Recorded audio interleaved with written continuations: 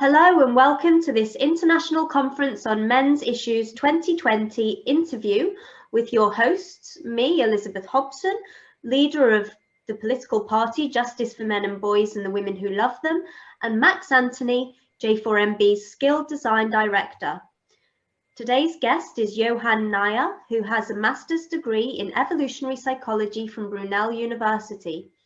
He's an erudite man with a gift for neat analogies and a creative flair with which he creates films and music. He's also authored a book called The Creativity Manual, designed to help readers flourish creatively. I spoke to Johan last month on the Messages for Men podcast, and I recommend that you check out that very interesting conversation. It'll be a link in the description. Johan, it's my pleasure to welcome you to the ICMI. Thank you. Nice to be here. Now, can we dive straight in? And I would like to ask you where you place humans on the sexual diamorphism and monomorphism scale. So at the extreme end, we have elephant seals. I believe the males are 4 times the size of the females, up to 4 times. And then you have, some species like gibbons and penguins who have the same size. So I think humans are, I can't necessarily say exactly where we are because there are various traits that we can measure it on. I think in height, it's about 15%, if I remember correctly. Weight is about 40%, men are heavier. And the biggest dimorphism is in the tone of voice. So the male voice has a much deeper tone than the female voice. Interesting. Do we want to quickly explain for the viewers what those actually mean? The dimorphism versus monomorphism. Yeah. Okay, so yes, dimorphism is when the two sexes within a species have different traits. They could be physical traits, or they could be psychological or mental traits. So going back to the elephant seals, the males are about 4 times the size, and actually the greater the dimorphism, actually the greater the polygyny, which is actually a term that refers to the number of females that the males will have. So in the elephant seals, I actually ended up, I remember I was actually in California, and I was driving down the road, and I saw a bunch of people stopping, and then when I stopped as well, I saw that it was a beach full of seals, and we decided to just stop for a few minutes and see what was going on. And it was actually a bachelor beach. So with the elephant seals, the alpha males will take over a certain group of females, up to 40, and then they will be challenged by other males who come in, and it's pretty much the biggest ones who keep going. And then when you get down to species that are more similar in size, like gibbons and penguins, they become much more monogamous. So humans, we obviously have the ability to be monogamous, but we also have some predispositions towards polygyny. And this we can see this in the dating market. So in the Middle East, for example, in Islamic countries, you have up to 4 wives for a man, and this is culturally acceptable. But then this also means that you have a lot of males who have none. And then in Western society, this doesn't manifest itself in the same way, because polygamy is in the sense of marriage, is illegal, but you will have serial monogamy. So the men at the top of the pile will then have multiple serial relationships often, and that's pretty much relating it back to humans again. Yeah, and you also see it in the dating app data, of course, as well, don't you?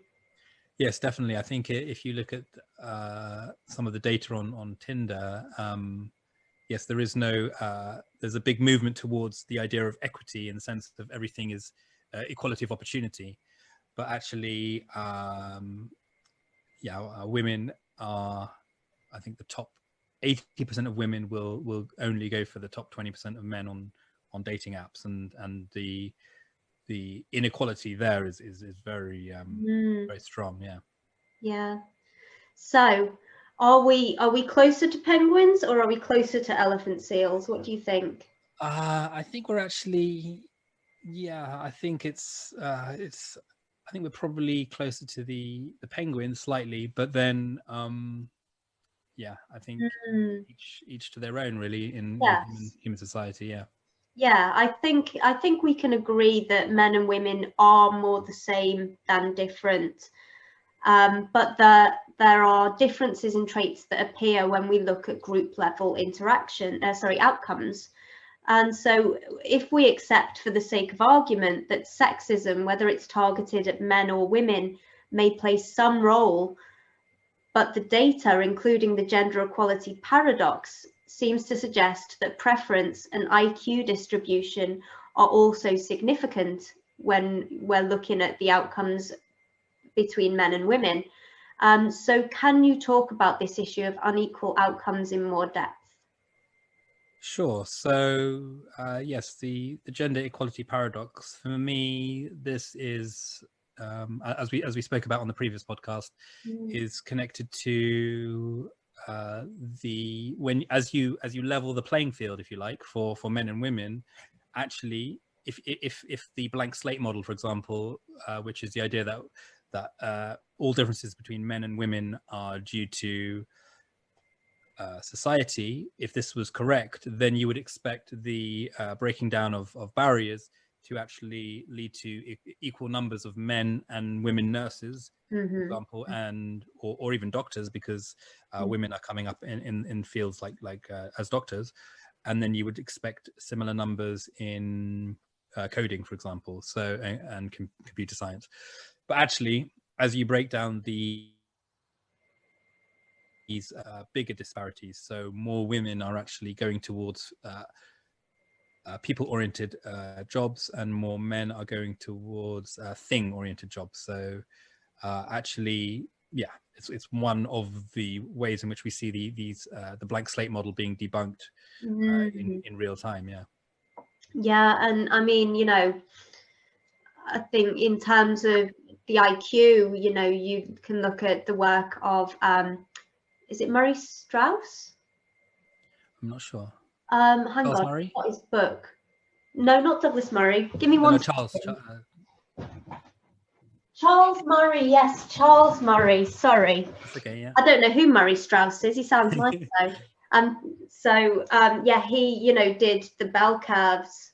Kind of, which showed that men and women on average are about equally intelligent, but that women cluster around the middle and men cluster at either ends. And so, if you look at who has the very lowest IQs, then men are going to be disproportionately represented. And if you look at who has the higher IQs, men are going to be disproportionately represented. But also, I wonder if you've seen any of the work on preference theory by Catherine Hackin. No, I don't know this one. Oh, that's really interesting. So she has a paper that came out. I can't remember when it came out. It's a good few years ago now, but about 20 years ago. Yeah. Okay. When I was just little. But it's excellent. And what she discovered was that 4 in 7 men are work-centered, with 3 in 7 having other priorities, like, building stable, rewarding relationships and having a healthy work-life balance. Whereas 1 in 7 women are work-centered. So, obviously for the 3 in 7 men and the 1 in 7 women, it's really vitally important that we do break down the barriers so that, there are equal opportunities and they can self-actualize and have a fulfilling life. But, even just from the preferences that people have, we would expect unequal outcomes. Definitely, yes. So you said it right there. It's equality of opportunity that I believe is the right goal for us to be aiming for. But then you know, when you go for the equality of outcome, which would be 50-50 male and female nurses, or 50-50 male and female computer programmers, then I think you're on the wrong track, because you're not taking into account these preferences. And yes, as you mentioned, the curve is much flatter for men, the IQ curve, and then it's more like you said, clustered around the middle for women. And so, and there is, I would say, a strong evolutionary basis for this, which is that,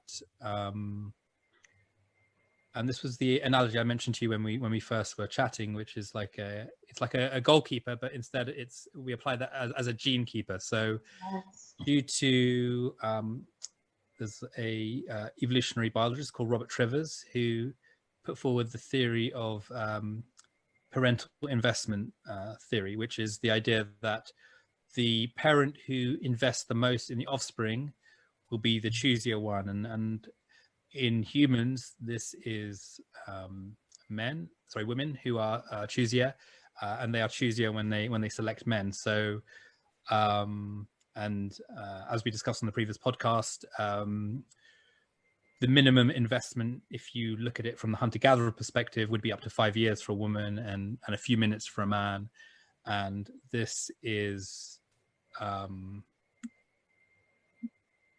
surprisingly had an impact on our behaviors. Yes, exactly.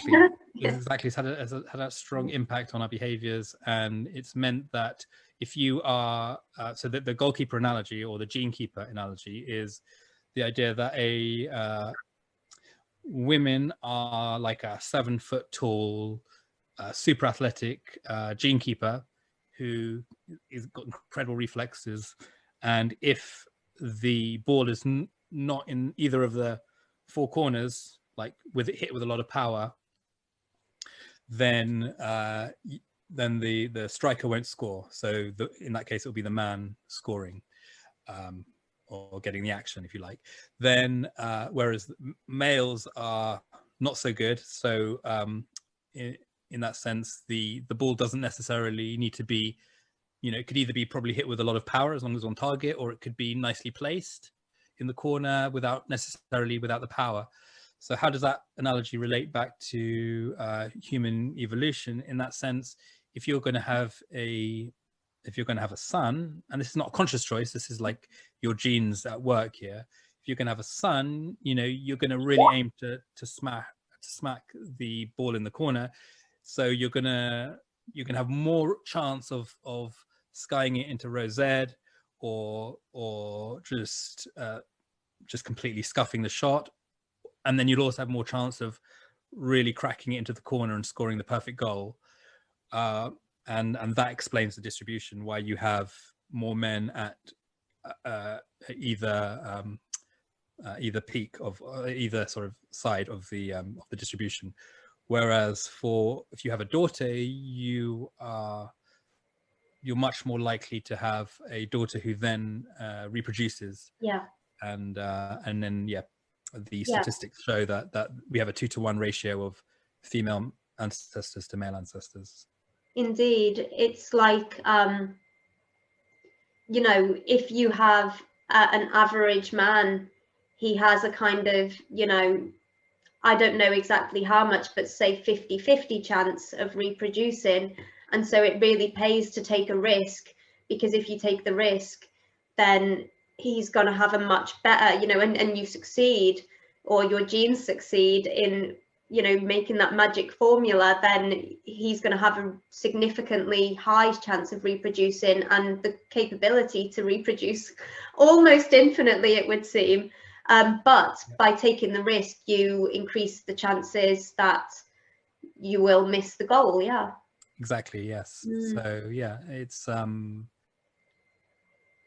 this actually manifests in risk-taking behavior for men. We know that men are much bigger risk takers because they have much more risk to reward going on. And yeah, if they do hit success, then you know, like Bob Marley or someone can have, you know, that's a literal example of someone who had literally biologically yeah, exactly, whose genes then got spread far and wide.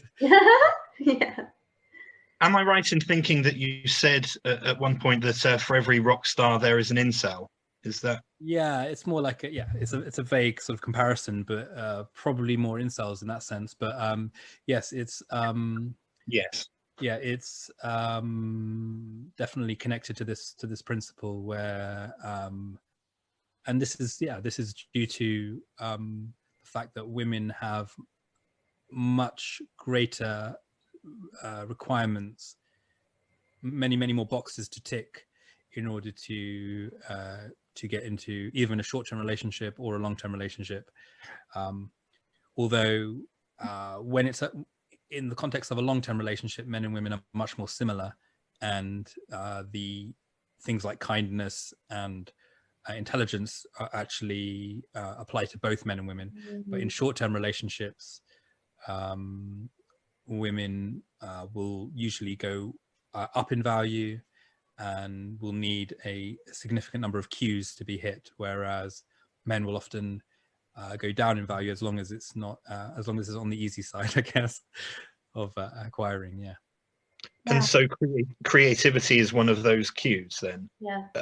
Because your master's thesis was on this, wasn't it? That, yes. So creativity, masculine features, social dominance.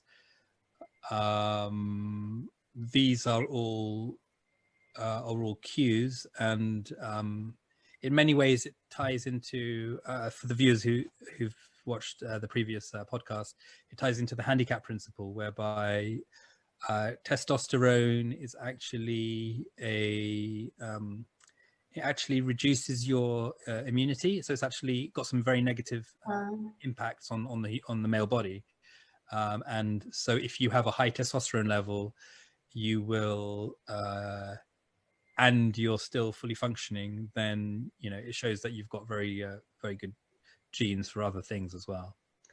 So I've that before. Yeah. So you could liken a kind of massively long, like masculine, very impressive beard to that peacock tail that we were talking about. Yeah, potentially. I mean, I think so the peacock tail was one of the things that really confused Darwin when he was settling on natural selection as being the primary vehicle for evolution. But then the puzzle for him was sexual selection, and why are there traits that seemingly counterintuitively evolved, which led him to write his second book, The Descent of Man, where he goes into sexual selection in much more detail. And I mean, obviously the man's a genius, but his work covers this in great detail. And now we have later on from that, we have Amos Zahavi, who wrote The Handicap Principle, which shows that traits which are honest signals of, so like the peacock's tail is an honest signal in the sense that it's like a siren on the back of the peacock saying, predators, come and get me. And therefore, if a female does encounter a surviving, dazzling, bright peacock, it's the proof is in the pudding. It's an honest signal of his good agility, good health, and all of these other factors that does fit in with the ideas of natural selection. So she will be selecting then for a son who has those traits. And so those kind of traits would those be examples of something that that the female in this case would that trait carry more weight because that being an honest signal that you can't fake?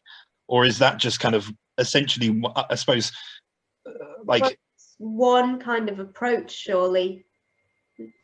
Yeah, I'm just trying to work out how important the peacock tail is in comparison to I think when we were talking about the peacocks before, I could almost hear it, that annoying, that noise that peacocks make. I could practically hear it. That's annoying. That's a wonderful sound.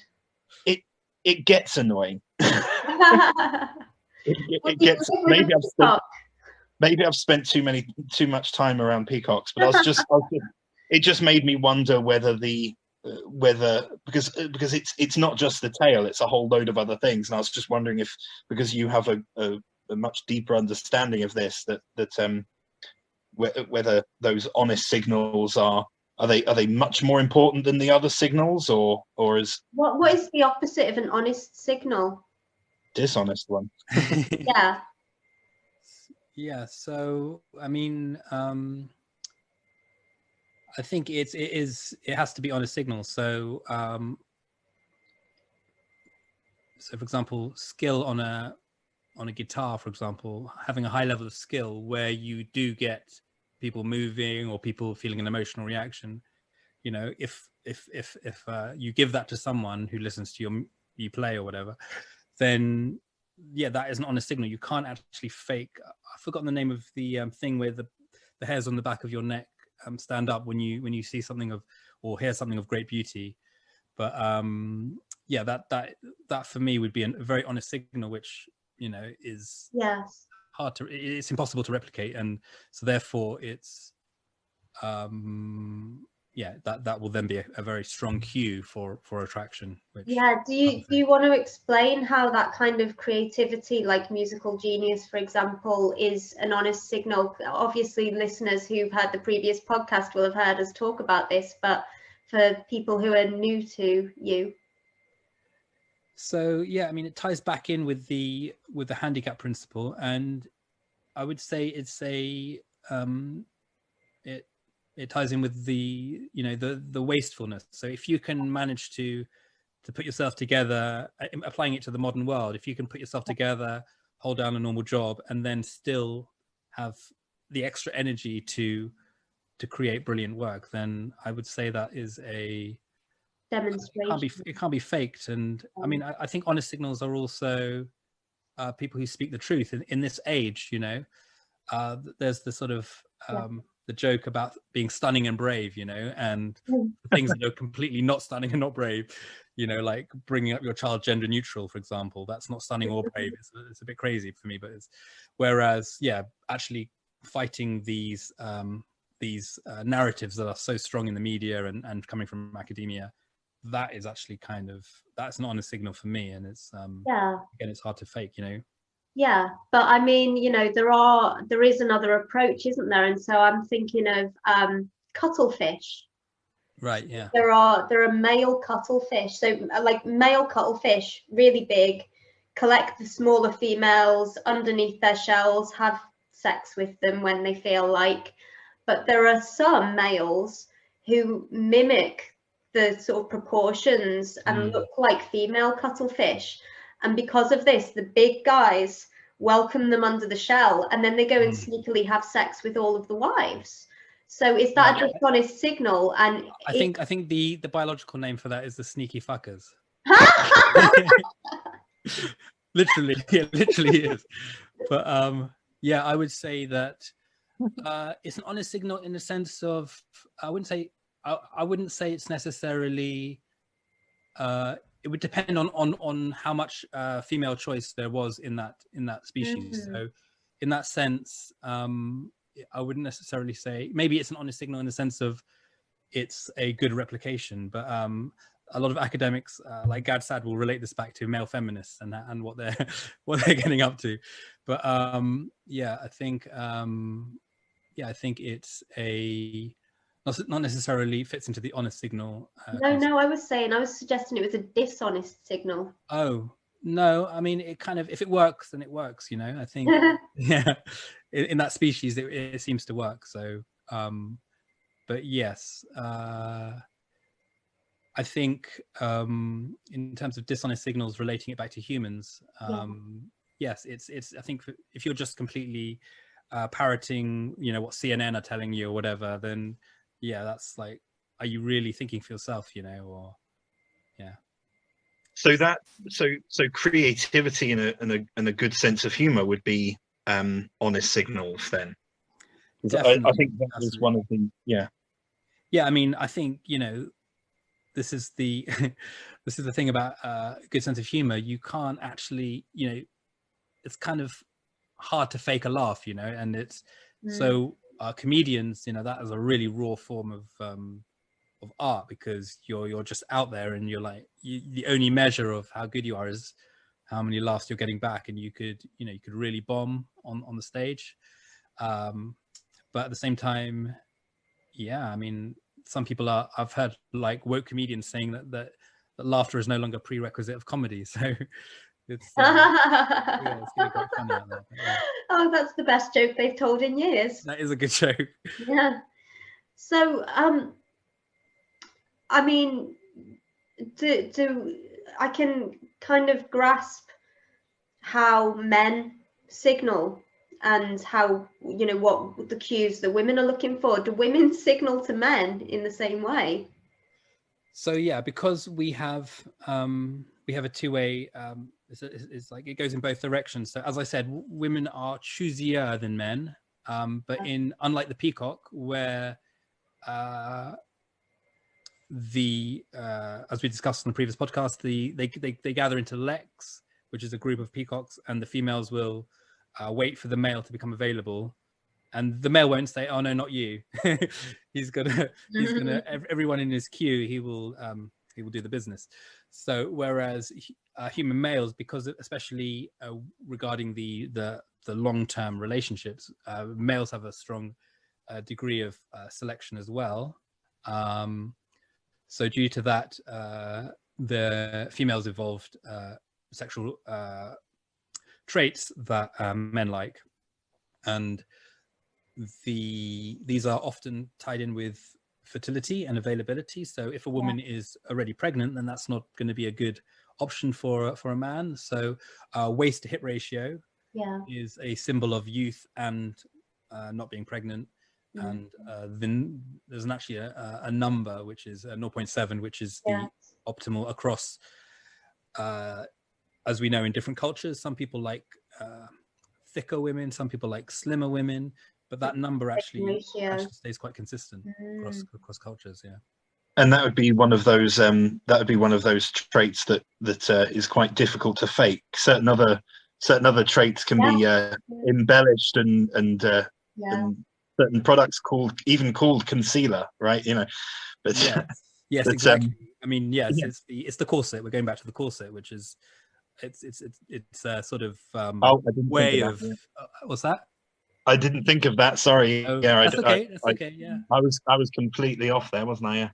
But I mean, it's still difficult, because you can't just to just completely flip this on his head. There's a very funny moment in Deborah So's book, The End of Gender, where she relates the sort of the body positivity movement in feminism to a way of denigrating your rivals. So her idea is that is a sneaky way of some women actually making it more difficult for their rivals to find a mate by letting them get bigger and bigger and bigger, and so it's it's a sneaky tactic which seems to be tied in with feminism. Yeah, that's a whole other sneaky fucker thing, isn't it? That is that is definitely And I wonder, could you thinking about the peacock and how active the most successful peacock will be during mating season. You told me a really good story about chickens. Do you remember that one? I know. Which one was that again? Oh, who was it? So it was a man. I can't remember who he was. Is it the Coolidge effect? Yes. Oh, I don't think I told you that, but yeah, that's a very funny story, which I can definitely tell you about. It was President Coolidge, I forget his first name, but him and his wife were being shown around a farm, and the wife they were shown around for whatever reason. They were shown around separately, and when they got to the chicken coop, the rooster was hard at work doing his business with a female hen, and Mrs. Coolidge said, how many times a day must he perform his duty?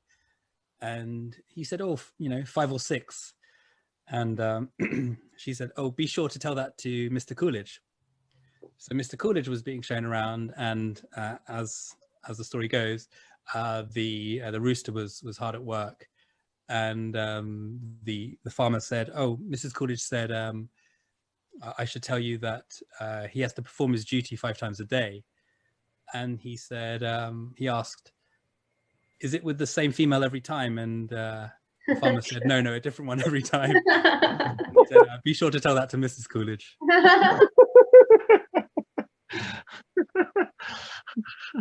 Excellent. Well, I think that's been another very informative and interesting conversation. Have you got any points to add? No, just in the sense of, yeah, I think there's always the possibility. I believe there are 2 types of creativity. There's big C creativity, which is like a Dostoevsky or a Jimi Hendrix or someone like that. And then there's a small C creativity, which is on an everyday level. And I think, I mean, I think for men and women, but as we're talking to men here, you know, as guys, you know, it's a good idea to try and tap into that. And this can definitely help to build up your better relationships. There's a book called Impro by Keith Johnstone, which is one of my favorite books, and he goes into how to improvise in a comedic way. And so yeah, it's if you're a big C creative, that's amazing. But always be looking to develop your small C creativity as well, which will definitely serve you in relationships, in business, in life in general. Absolutely. That does make me wonder, actually. Would it be the case? I'm imagining it would, that, you know, I mean, I think it's quite clear that big C creativity is much more common in men, although very rare, you know, and less common but still identifiable in women. But in terms of small C creativity, you know, is there a gender difference in that? Because I'm kind of thinking of, like, you know, a lot of women enjoy their crafts and their hobbies and, you know, making their house very pleasant in a way that's not quite as common, I would imagine, in men. Or am I wrong there? Am I just being I would say, yeah, we go into this in much better detail in the previous podcast, where we look into the Scheherazade strategy and the idea that creativity evolved seemingly for women in the sense of keeping a man, whereas for men it's much more about the risk taking. And yeah, I mean, it's such a steep exponential curve where to get to the very top of any creative field, that the risk takers will more likely be men, and it's not the risk to reward is not so. It's the same with things like becoming a CEO. You know, the ratios of men to women are much higher, but that doesn't mean that if you have the predisposition for it, you know, if you do, then you're an individual, you've got to go for it. And but yes, I would say we definitely have slightly different ways of showing that. And yeah, the homemaking seems to be a strong trait amongst women. And funnily enough, with sense of humor, and actually with verbal repertoire, females do prefer men who have a good sense of humor. And so it's like when in the dating world, when a man and a woman, GSOH is a very common acronym, which was on the Lonely Hearts ads. Yes, that's but right. in the sense of men, it was men. Instead of women, it was women looking for men who had a good sense of humor. Yeah. In terms of men, it was women who appreciated a good sense of humor. And it's the same with like the repertoire of words.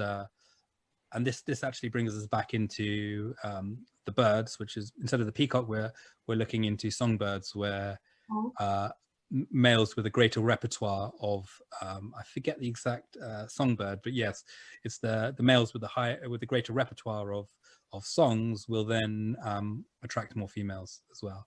Yeah. Sorry, go on, Elizabeth. I was just going to say, whereas a female with a good repertoire will not be significantly advantaged?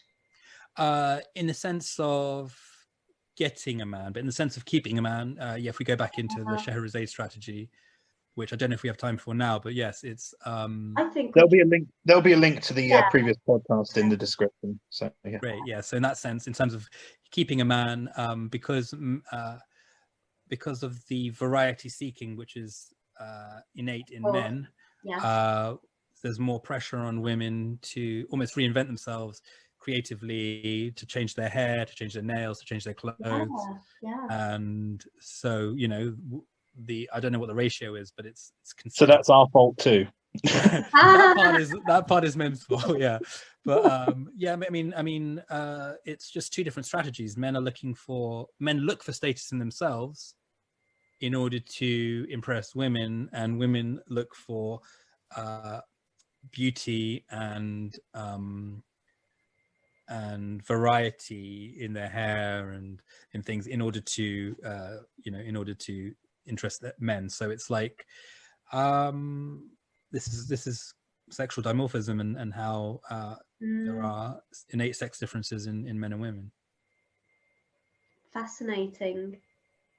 Which I'm almost tempted to try and suggest that we try and play down, because otherwise people are going to literally, like I said, you know, it's like, that's another thing that it's men's fault.